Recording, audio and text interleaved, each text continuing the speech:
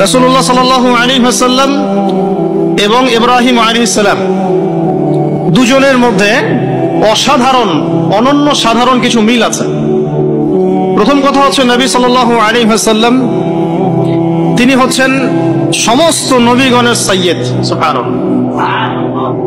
মিরাজের রাতে নবী সাল্লাল্লাহু আলাইহি ওয়াসাল্লামকে প্রথমে নেওয়া হয়েছে কোথায়? সেখানে নবী সাল্লাল্লাহু আলাইহি ওয়াসাল্লাম নবীদের ইমামতি করেছেন। বলেন সুবহানাল্লাহ। নবীগণের ইমামকে, নবীগণের ইমামকে মুহাম্মদ রাসূলুল্লাহ সাল্লাল্লাহু আলাইহি ওয়াসাল্লাম। আবার আমাদের নবীকে যেমন নবীগণের ইমাম বলা হয়, ইব্রাহিম আলাইহিস সালামকে বলা হয় নবীগণের পিতা, নবীগণের আবুল আম্বিয়া ওয়াল মুরসালিন। যত নবীগণ আছেন সমস্ত নবীর পিতাকে ইব্রাহিম আলাইহিস সালাম, মুসলিম জাতির পিতাকে। আর আমাদের আদি পিতা হচ্ছে আদম আলাইহিস সালাম। ইব্রাহিম আলাইহিস সালামের দুই স্ত্রী, কয় স্ত্রী? একজনের নাম হাজরা আলাইহাস সালাম, আরেকজনের নাম সারা আলাইহাস সালাম। সারা আলাইহাস সালামের গর্ভে জন্ম নিয়েছেন ইসহাক আলাইহিস সালাম, আর হাজরা আলাইহাস সালামের গর্ভে জন্ম নিয়েছেন ইসমাঈল আলাইহিস সালাম। ইসমাঈল আলাইহিস সালামের বংশধরদের মধ্যে আমাদের নবী মুহাম্মদ সাল্লাল্লাহু আলাইহি ওয়াসাল্লামের জন্ম। সুবহানাল্লাহ। আমরা হচ্ছি বনু ইসমাঈল। আমরা কি?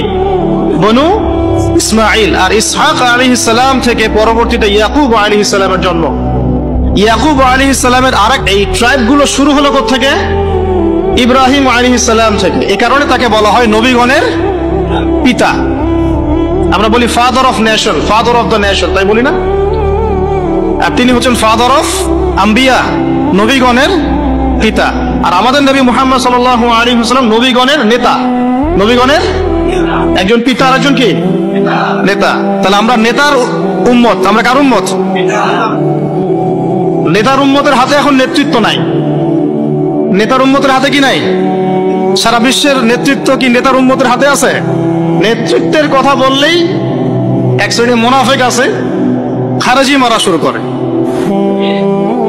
এই মুনাফিকদেরকে নিয়ে বড় সমস্যা।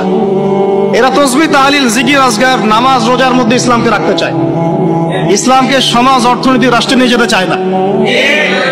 কেউ এদিকে নিয়ে যেতে না পারুক, যদি বলেও যে এটা ইসলামের অংশ, তাহলেই ওর অবস্থা খারাপ। নিয়ে যাওয়া তো অনেক দূরের কথা, এই রাস্তা তো অনেক কঠিন। খালি যদি বলে বা আকীদা লালন করে, তাহলেই তাকে আহলে সুন্নাহ ওয়াল জামাত থেকে বের করে রাখে। এখন ইব্রাহিম আলাইহিস সালাম নবীগণের পিতা, আর আমাদের নবী মুহাম্মদ সাল্লাল্লাহু আলাইহি ওয়াসাল্লাম নবীগণের নেতা। মিল পাইছেন কি? আচ্ছা, সামনে যান। ইব্রাহিম আলাইহিস সালামকে সর্বপ্রথম বাধা পেতে হয়েছে তাওহীদের পথে পরিবার থেকে। কোত্থেকে? মনে আছে? বাবা বলল, বাবাকে তিনি দাওয়াত দিয়েছেন। আমি বিস্তারিত আলোচনা করেছি ঈদের আগের সেমিনারে, দেখে নিয়েন। সেখানে আমি পুরো রেফারেন্স ভিত্তিক আয়াতগুলো বলেছি, এখানে সময় পাবো না। সূরা মারিয়ামের মধ্যে আছে। সূরা কোন সূরা? সূরা মারিয়াম। বাসায় গিয়ে পড়ে দেখবেন। ইব্রাহিম আলাইহিস সালাম বলছেন যে, আব্বা আপনি কিসের ইবাদত করেন?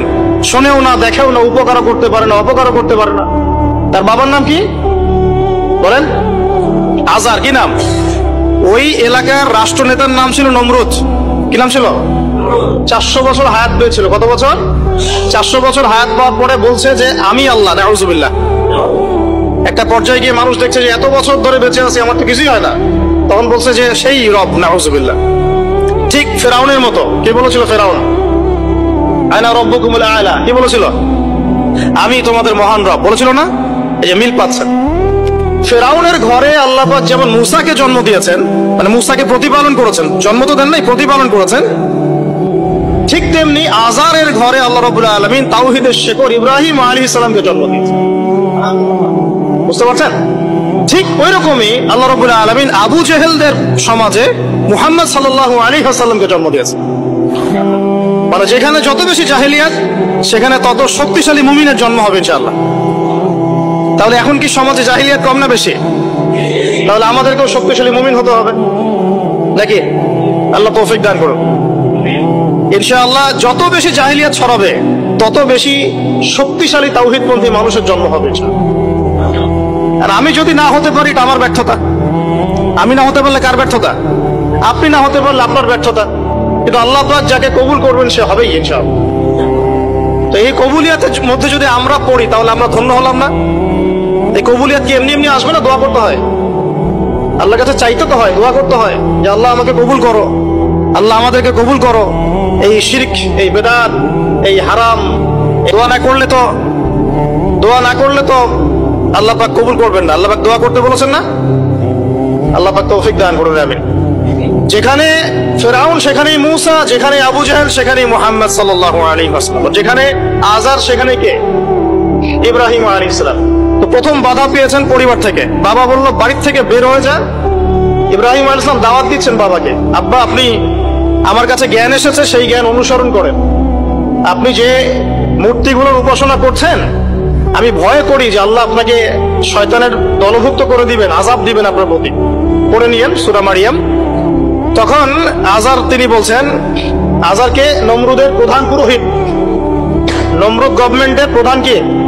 পুরোহিত। পুরোহিত বোঝেন কিনা? বোঝেন না? ঠাকুর বোঝেন না? এখন নমরুদ বলছে, আজার বলছে এখান থেকে বের হয়ে যা, আমার বাসা থেকে বের হয়ে যা। যদি বের না হস আর আমার এই মিল্লাতে ফিরে না আসিস, আর এই আমার ইলাহ যেগুলো আমরা উপাসনা করি এদেরকে যদি ত্যাগ করিস, তাহলে আমি তোর মাথা পাথর দিয়ে মেরে ফাটিয়ে দিব। এটা কার কথা? আজারের।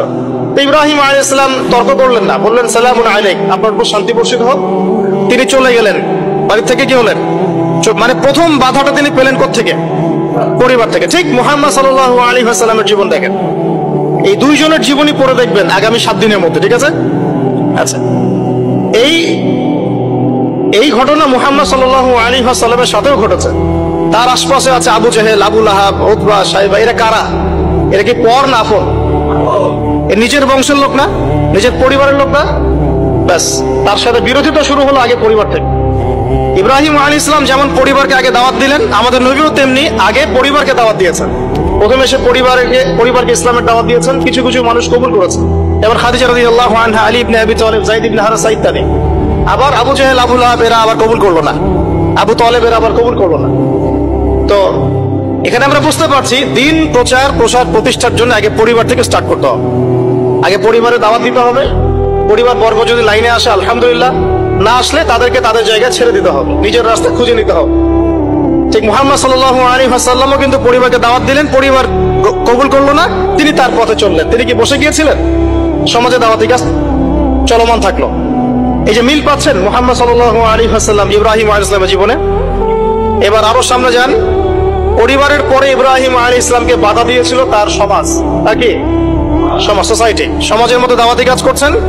সমাজের চলমান যে ধারাগুলো আছে, চলমান জাহেলিয়াত, চলমান ফিতনা, ফাসাদ, শিরক, কুফর, এগুলোর যারা তাবেদারি করে তারা ইব্রাহিম আলাইহিস সালামের পথে প্রতিবন্ধকতা সৃষ্টি করে।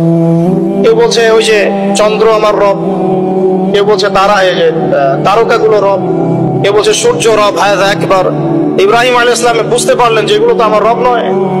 তখন তিনি বলছেন, ইন্নী ওয়াজ্জাহতু ওয়াজহিয়া লিল্লাযী ফাতারাস সামাওয়াতি ওয়াল আরদা হানিফাও ওয়া মা আনা মিনাল মুশরিকিন। ইন্না সলাতি ওয়া নুসুকি ওয়া মাহইয়ায়া ওয়া মামাতি লিল্লাহি রাব্বিল আলামিন। মানে সমাজ দ্বিতীয় বাধা দিল।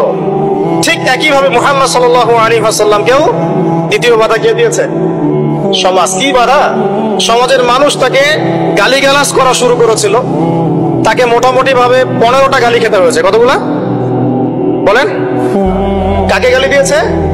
আমাদের নবী মুহাম্মদ সাল্লাল্লাহু আলাইহি ওয়াসাল্লামকে মোটামুটি ভাবে 15টা গালি খেতে হয়েছে। কাযযাব, মহামিথ্যাবাদী, সাহের, জাদুকর, তারপরে ফারিকুল জামাআ, ঐক্য বিনষ্টকারী, ঠিক আছে? তারপরে আরো অনেক, হ্যাঁ, মাজনুন, পাগল, মাজনুন মানে পাগল, এরকম অনেকগুলো, প্রায় 15টা আমি ঘুরে দেখেছি সব। আর তাকে সারা জীবনে প্রায় 16 বার হত্যা করার চেষ্টা করা হচ্ছে। তাকে এখন যেটা আমি বলি যে ওই একটা সমাজে কথা প্রচলিত আছে যে ব্যক্তি খারাপ না হলে কি এমনি এমনি তার উপর জুলুম আসে? আমাদের এটা বলে না, লোক খারাপ না হলে কি এমনিই মানুষ তাকে খারাপ বলে? 10 জন যাকে খারাপ বলে সে তো খারাপ হবেই।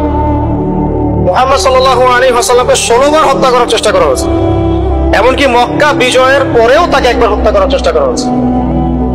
এখন আমরা যারা তাওহীদ মানে ধারণ করব, তাওহীদের আমল করব, তাওহীদের প্রচার করব, আমরা যদি মনে করি যে আমাদের এই পথটা খুব মসৃণ হবে, একদম রেড কার্পেট বিছানো থাকবে, এটা সবচেয়ে বড় ধোঁকা আপনার জীবনে।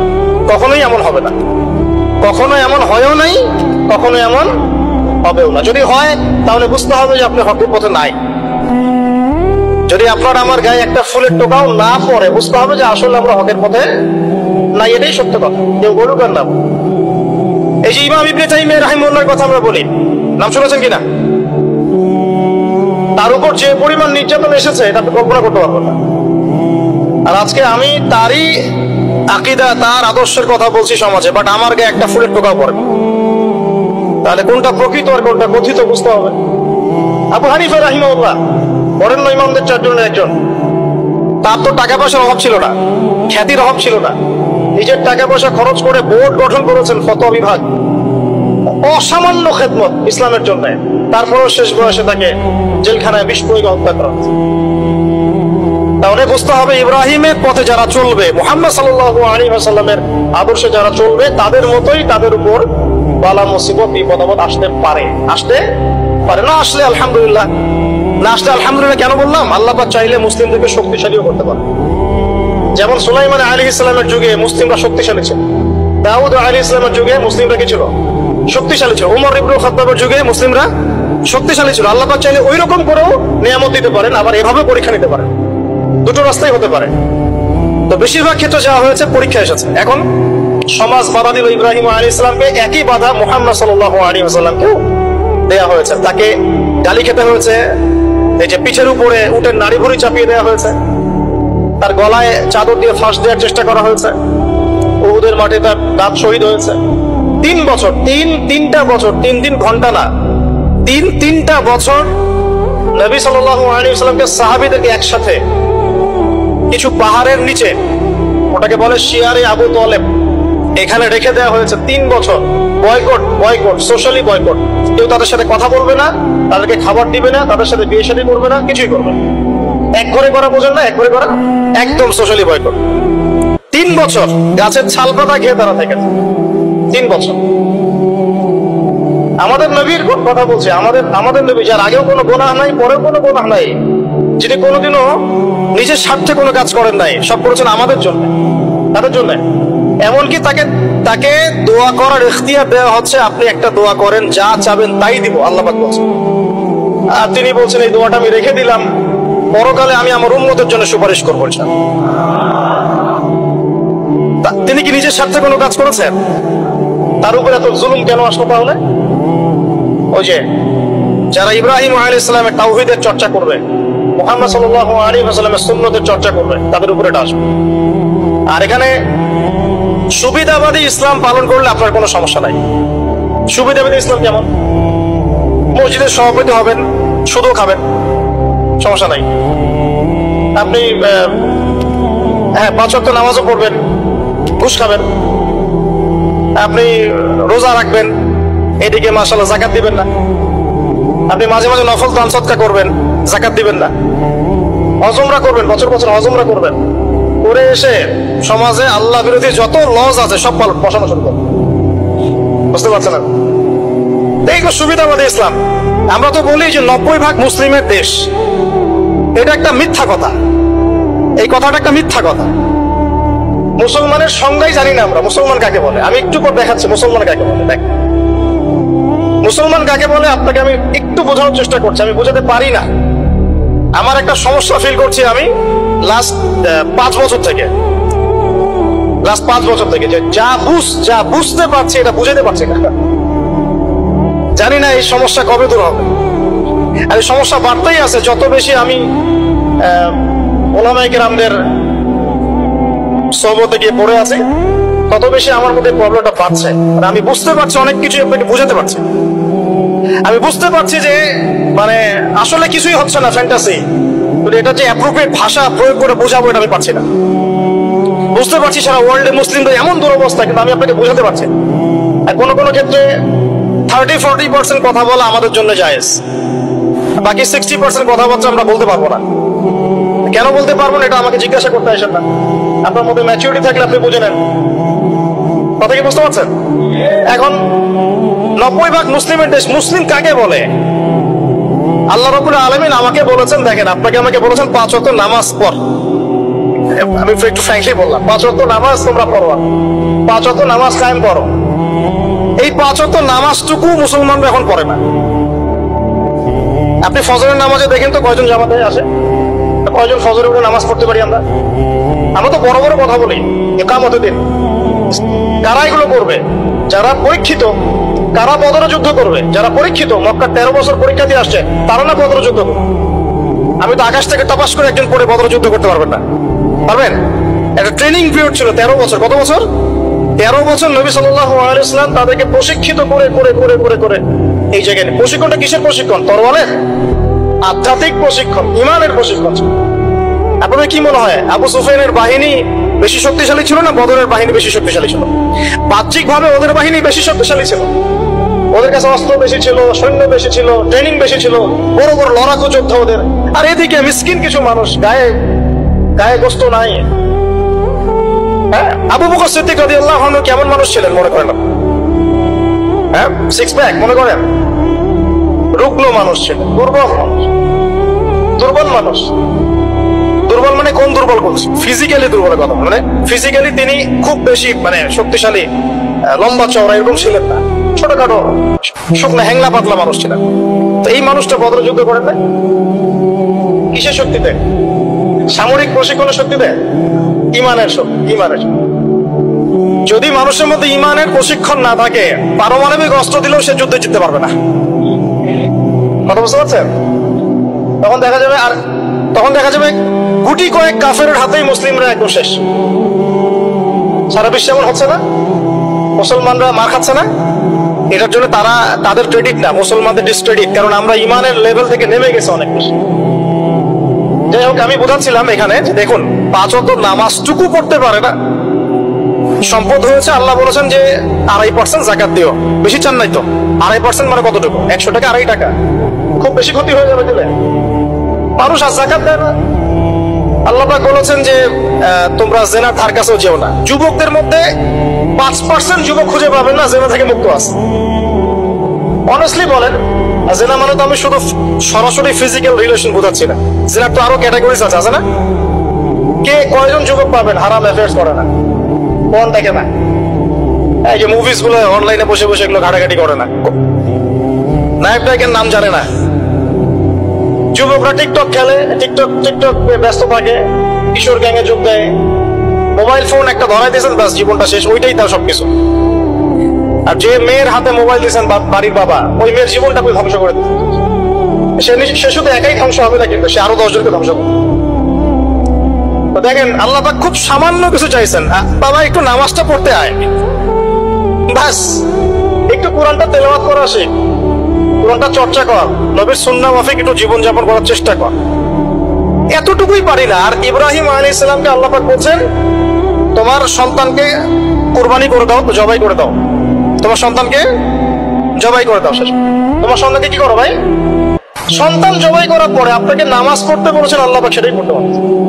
আর ইব্রাহিম আলাইহিস সালামকে বলা মাত্রই কোনো বিজ্ঞান নাই, কোনো যুক্তি নাই, কোনো দর্শন কিছুই নাই, তিনি বললেন সামি'না আতা'না, শুনলাম মানলাম। আল্লাহ পাক বলেছেন ব্যাস, ইয ক্বালা লাহু রাব্বুহু আসলিম, আল্লাহ পাক বলেছেন যখনই আল্লাহ পাক তাকে আত্মসমর্পণ করতে বলেছেন, তিনি বলেছেন আসলামতু লিরাব্বিল আলামিন, আমি জগৎ সমূহের রবের কাছে আত্মসমর্পণ। সন্তানকে রেখে আসো ওই যে জনমানব শূন্য জায়গায়, কাবা ঘরের ওখানে কোনো মানুষ আছে? কোন প্রাণী আছে? পানিও নাই, খাবারও নাই, কিছুই নাই।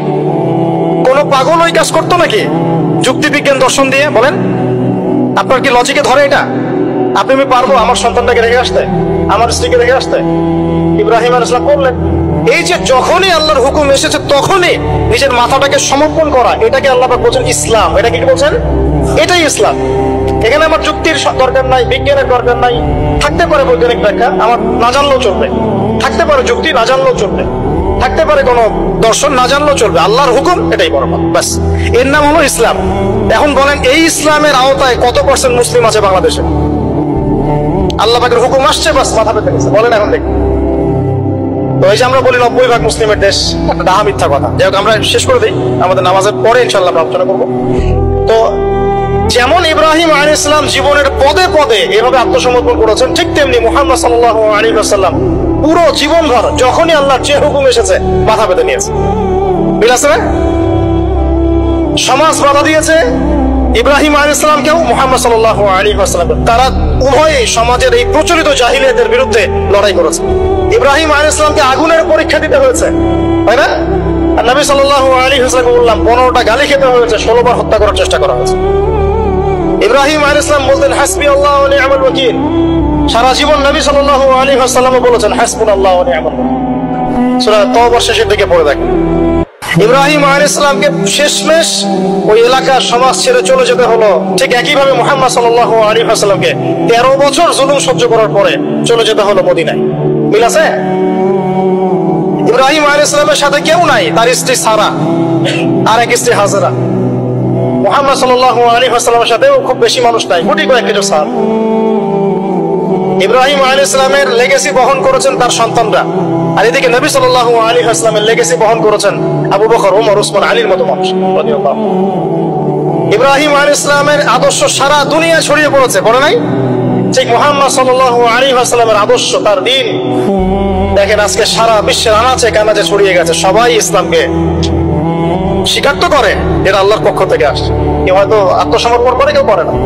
সারা দুনিয়ায় সাইবেরিয়ার সেই ঠান্ডায় গেলে আপনি মুসলিম পাবেন, চীনে গেলে মুসলিম পাবেন, রাশিয়ায় গেলে মুসলিম পাবেন। শুধু আরবে সীমাবদ্ধ নাই, সারা দুনিয়ায় ছড়িয়ে গেছে। ইব্রাহিম আলাইহিস সালামকে পরীক্ষার পর পরীক্ষা দিতে হয়েছে। একই পরীক্ষা নবী সাল্লাল্লাহু আলাইহি সাল্লামকে বদরে, উহুদে, খন্দকে, খায়বারে সব জায়গায় দিতে হয়েছে। ইব্রাহিম আলাইহিস সালাম মূর্তি ভেঙেছিলেন, মনে আছে? ঠিক একই কাজ নবী সাল্লাল্লাহু আলাইহি ওয়াসাল্লাম মক্কা বিজয়ের দিন করেছেন। এই দুইজনের জীবনী খালি পড়ে দেখেন, আমি বলে শেষ করতে পারবো না, সময় নাই আমাদের হাতে। প্রত্যেক পদে পদে মিল আছে, প্রত্যেক পদে পদে। এই কারণেই হয়তো আমরা দরুদ ইব্রাহিম যখন পড়ি, আমরা অন্য কোন নবীর নাম নিচ্ছি না, আমাদের নবীর সাথে ইব্রাহিম আলাইহিস সালামের নাম নিচ্ছি। সুবহানাল্লাহ। হয়তো এই কারণেই আমাদের নবী সাল্লাল্লাহু আলাইহি ওয়াসাল্লাম যখন মেরাজে গিয়েছেন না, তিনি বলেছেন আমি মেরাজে গিয়ে দেখলাম 7ম আসমানের একজন ব্যক্তি বাইতুল মামুরের সাথে হেলান দিয়ে বসে আছেন। আমি বললাম উনি কে? জিবরাইল আলাইহিস সালাম বলে উনি হচ্ছেন আপনাদের ফাদার অফ দ্য নেশন, মানে মুসলিম জাতির পিতা। তিনি হচ্ছেন ইব্রাহিম আলাইহিস সালাম। ওখানে একটা কাবা ঘরের মতো ঘর আছে বাইতুল মামুর, ওখানে তাওয়াফ করে ফেরেশতারা। ঠিক আছে? নবী সাল্লাল্লাহু আলাইহি ওয়াসাল্লাম বলেন আমি সেদিন দেখেছি আমার চেহারা আর আমার বাবার চেহারা, মানে ইব্রাহিম আলাইহিস সালামের চেহারা একদম হুবহু। এই যে আমরা ঈদুল আজহা পালন করলাম প্রিয় ভাইরা, কুরবানি করলাম, এখানে তো পশুকে কুরবানি করছে। এখানে মানুষ মুসলিম পশুকে কুরবানি করছে না, এখানে একটা পশুকে কুরবানি করছে। যে কুরবানি করছে ও সুদখোর, যে কুরবানি করছে ও দুর্নীতিবাজ, যে কুরবানি করছে ও তাগুত, যে কুরবানি করছে মুনাফিক, যে কুরবানি করছে বেনামাজি, যে কুরবানি করছে যাকাত দেয় না, যে কুরবানি করছে সে আল্লাহ পাকের বিধিবিধানের 5 পয়সা তোয়াক্কা করে না। গোশত খাওয়ার জন্য সমাজের মানুষ কি বলবে? তাহলে এক পশু আর এক পশুকে কুরবানি করছে না? বরং এখানে তো যে জবাই হচ্ছে, যে ইসমাইলের ভূমিকা পালন করছে, এই পশুর চেয়ে অনেক ভালো, অবশ্যই ভালো। আল্লাহ পাক কি বলেছেন? উলাইকা কাল আনআম বাল হুম আদাল। বরং এরা পশুর চেয়েও নিকৃষ্ট। কারা? যাদেরকে চোখ দিয়েছে দেখে না, কান দিয়েছে শোনে না, অন্তর দিয়েছে উপলব্ধি করে না। আল্লাহ পাক আমাদেরকে এই পাশবিক চরিত্র থেকে হেফাজত করুন বলি আমি। পশুর চরিত্র কি? খাবে, ইস্তেনজা মানে টয়লেট করবে আর সহবাস করবে, এই তো পুরো বস্তুবাদী সভ্যতার এখন এই তিনটাই উদ্দেশ্য। খাবে কিভাবে, কিভাবে টয়লেট করবে, এই জন্য টয়লেট করতে গিয়ে টাইলস ফিটিং টয়লেট, বাড়িগুলো মেসি টয়লেটও বেশি, আর কিভাবে যৌন সম্পর্ক করবে। এই 3টা জিনিস ছাড়া মানুষের এখন খুব একটা বেশি কাজ নাই। এগুলো পশুর স্বভাব। আল্লাহ আমাদেরকে কেন সৃষ্টি করেছেন? যাতে আমরা পুরো জীবনটা আল্লাহর ইবাদতে ঢেলে দেই। পুরো জীবনে আল্লাহর যে হুকুম সামনে আসবে আত্মসমর্পণ করি। আমরা ইসলামের সংজ্ঞা মনে হয় বুঝতে পেরেছি। যখন যে হুকুম আসবে তখন সেটা মাথা পেতে না। এই যে এখন জুমার নামাজের হুকুম, বাস কোনো প্রশ্ন নেই, নামাজ পড়তে হবে, প্রশ্ন করার দরকার নাই। একটু পরে আসরের ওয়াক্ত হবে, আজান দিবে, আমাকে এখানে আসতে হবে। কেন আসতে হবে আমার জানার দরকার নাই, আল্লাহ বলেছেন তাই। বাস এভাবে অ্যান্সার দিবেন। কেন ওই যে সেকুলার মহল থেকে, নাস্তিক মহল থেকে কেন কেন কেন এইসব প্রশ্ন, এটা কেন, ওটা কেন, কুরবানি কেন, এই কেন, তোমরা তোমাদের কেন নিয়ে থাকো। আমার উত্তর কেন? কারণ আল্লাহ এটা করতে বলেছেন তাই। তুমি আল্লাহর সাথে চ্যালেঞ্জ করো পরকালে, আমার তো তোমার হিসাব তুমি দিবে, আমার তো হিসাব দেওয়ার দরকার নেই তোমার। তো প্রিয় ভাইরা, যখন আল্লাহ পাকের যে হুকুম আসবে সেই হুকুমের সামনে মাথা নত করার নাম হচ্ছে ইসলাম। আর ইসলাম ইব্রাহিম আলাইহিস সালাম যেমন প্রতিষ্ঠা করে গিয়েছেন, আমাদের নবী সাল্লাল্লাহু আলাইহি ওয়াসাল্লামও প্রতিষ্ঠা করে গিয়েছেন। এখন আমরা তার উম্মত কি এই সিরাতুল মুস্তাকিম থেকে সরে যাব? তাহলে ভাই এখন থেকে ফ্যান্টাসি বাদ দেই, ফ্যান্টাসি বাদ দিয়ে আগে বুঝি ইসলাম কাকে বলে, ইসলামের পিলার কি কি, দিনই ইলম অর্জন করি। একদিনের খুতবায় কিচ্ছু হবে না, একদিন আপনার ভাই আসলে লেকচার শুনলে কিচ্ছু হবে না, হয়তো একটু ইন্সপিরেশন হবে, আবার শয়তান আপনাকে ঘিরে ধরবে। শয়তানের ঘিরে ধরাটা আমি নিজে থেকে ফিল করেছি তিন রকম ভাই। যখন একটা মানুষ পরিপূর্ণ শয়তানের দাসত্ব করে, গান বাজনা করে, বাদ্যযন্ত্র বাজায়, গাঁজা খায়, মদ খায়, হ্যাঁ, শয়তান ওকে কিছুই বলে না, বিশ্বাস করেন, শয়তানকে কিছু বলে না, ওকে শয়তান খুব একটা, ওকে নিয়ে শয়তানের পেরেশানি নাই খুব একটা। এবার এই ধরনের ব্যক্তিরা যখন তওবা করে ইসলামের দিকে আসতে শুরু করে, এসে নামাজি হয়, রোজা রাখে, দান সদকা করে, দিনের ইলম অর্জনের চেষ্টা করে, শয়তানের সমস্ত শক্তি দিয়ে এর উপর আক্রমণ করা শুরু করে। আবার এই ব্যক্তি যদি মেহনত করতে করতে করতে করতে আরো বড় মাকামে পৌঁছে যায়, তখন এই ব্যক্তিকে দেখে শয়তান দূরে পালিয়ে যাবে। ঠিক এই ব্যক্তির মাকাম হচ্ছে উমর রাদিয়াল্লাহু আনহুর মাকাম। তাকে দেখে শয়তান পালাতো কেন? কারণ তিনি এই মুজাহাদা করতে করতে করতে করতে ইমানের এমন বুলন্দ স্তর অর্জন করেছেন যে ওকে দেখলে শয়তান পালিয়ে। তা আমাদের টার্গেট এখন ওইখানে যাওয়া, আল্লাহ পাক তৌফিক দান করুন। তাহলে এই যে প্রাথমিক ফ্যান্টাসি বাদ দিয়ে আপাতত আমাদের কাজ হচ্ছে 5 ওয়াক্ত নামাজ পড়া। কেন পড়বো প্রশ্ন করার দরকার আছে? উত্তর হচ্ছে আল্লাহ বলেছেন তাই, ব্যাস। 2 নম্বর কাজ হচ্ছে দ্বীনি ইলম অর্জন করা। দ্বীনি ইলম অর্জনের কোনো বিকল্প নাই। আর ইলম অর্জন 2 মাস 3 মাস 1 বছর এগুলো করলে হবে না ভাই।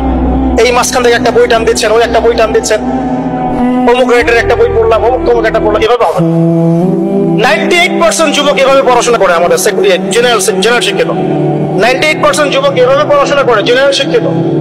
এই পড়াশোনা দিয়ে আপনি হয়তো কিছুটা জ্ঞান পাবেন, ভাষা জ্ঞান পাবেন, কিন্তু গভীরতা ঢুকতে পারবেন। গভীরতা ঢুকতে গেলে অবশ্যই ক্লাসিক্যাল একটা সিলেবাস ফলো করতে হবে। এই সিলেবাসের শুরুটাই হবে কোরআন থেকে। কি থেকে? এবং কোরআনের শুরু তেলাওয়াত না, এর ভিতরে ঢুকতে হবে অনুবাদ, এর তাফসীর পড়ার যোগ্যতা অর্জন করতে গেলে আরবি ব্যাকরণ লাগবে, আরবি ভাষা লাগবে, এখানে উসুল লাগবে, এবং এগুলো একা একা আপনি শিখতে পারবেন না। বরেণ্য উলামায়ে কেরামের কাছে সংযোগ রেখে মাদ্রাসায় যেতে হলে যান, ব্যাচ করে পড়তে হলে পড়েন, একা পড়তে পারলে পড়েন, যেভাবে পারেন সেভাবেই আপনাকে শিখতে হবে। অনলাইনে অনেক কোর্স হয়, আমরা হয়তো টুকটাক পড়ে, কিন্তু অনলাইনে কোর্স 100% আপনাকে নলেজ দিতে পারবে না, আপনাকে অফলাইনে শিখতে হবে। এই জন্য প্রত্যেক জায়গায় মক্তব তৈরি করেন, আল্লাহ পাক তৌফিক দান করুন। প্রত্যেক এলাকায় মানে প্রতিষ্ঠিত মাদ্রাসা প্রতিষ্ঠা করেন, এবং ইসলামের ক্লাসিক্যাল যে ধারা আছে এই ধারার মধ্যে থাকেন, বাইরে যাওয়ার দরকার। মানুষ এত বেশি বিভ্রান্তি ছড়িয়ে দিয়েছে সমাজে, প্রতিটা মাসআলা নিয়ে মানুষের মধ্যে এখন ইখতিলাফ দেখা যায়, অথচ এটা কাম্য ছিল না। আমরা যে চিরায়ত ইসলাম গুলো ফলো করে আসছি এর মধ্যে কোনো সমস্যা নাই। যে সমস্যাগুলো দেখা যায় সেগুলো জাহেলদের কাজ। কেউ যদি কোনো জাহেলিয়াতের মধ্যে লিপ্ত হয়, এর মানে ওই এই কমিউনিটির সবাই জাহেল, ব্যাপারটা এরকম। আপনি কিছুই বোঝেন না, অন্তত যদি একটা মাযহাব ফলো করেন, হোক সেটা হানাফিজম, শাফিইজম, হাম্বলিজম, মালিকিজম, তারপরে আপনি হকে থাকবেন, ইনশাআল্লাহ কোনো সমস্যা নাই। যারা এর বাইরে অনেক উল্টা পাল্টা বুঝে আপনার মাথাটা নষ্ট করে ফেলাচ্ছে, এটা পুরো একটা ফিতনা। পরে শেষে কি হবে আমি আপনাকে বলে দিই। শেষে আপনি ক্লাসিক্যাল ট্র্যাক থেকে বের হয়ে যে ব্যক্তি আপনাকে এই পথ দেখিয়েছে ওর তাকলিদ করা শুরু করবেন। শেষে গিয়ে আপনি ওর তাকলিদই করা শুরু করবেন, এটা হবে ফাইনাল ডেস্টিনেশন।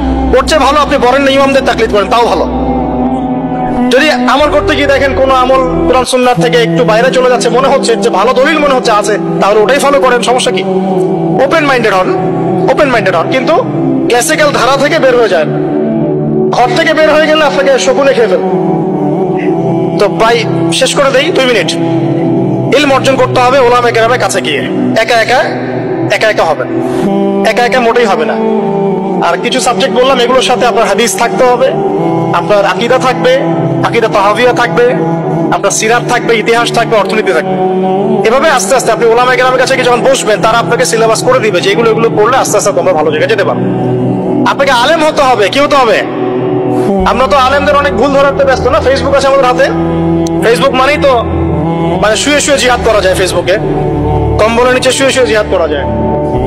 আহলে ফেসবুক আল জামাত একটা আবার বাংলাদেশে চলছে, আহলে ফেসবুক আল জামাত, সারাদিন ফেসবুকে সব অ্যাক্টিভিটিস ফেসবুকে। তো আপনি আলেমের সমালোচনা করছেন, আপনি নিজে আলেম হন না কেন? বলেন দেখি, আপনি পড়াশোনা করেন 10 বছর, কষ্ট সহ্য করেন, বাড়ি থেকে বের হয়ে এসে থাকেন, বাড়ি থেকে বেরো মাদ্রাসায় যান দেখি, থাকেন 10 বছর থাকেন, পড়াশোনা করেন, তাতে খাওয়ার কষ্ট ফেস করেন, থাকার কষ্ট ফেস করেন,